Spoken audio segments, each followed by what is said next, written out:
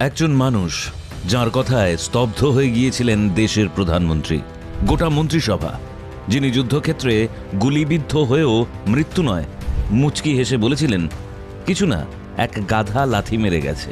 কিন্তু আপনি কি জানেন এই মানুষটির কারণে একটানা ১৩ দিনে ৯৩,০০০ শত্রু সেনা ভারতীয় পতাকার সামনে মাথা নিচু করে দাঁড়াতে বাধ্য হয়েছিল?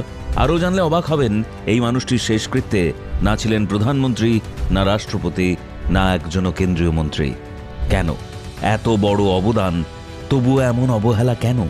তিনি কি শুধু একজন সেনা অফিসার ছিলেন, নাকি দেশের জন্য নিজের অস্তিত্ব ভুলে যাওয়া এক নীরব মহাযোদ্ধা? আজকের ভিডিওতে আমরা জানবো সেই মানুষটির জীবনের কথা যাকে ইতিহাস চেনে স্যাম বাহাদুর নামে, ভারতের প্রথম ফিল্ড মার্শাল স্যাম মানেকশ।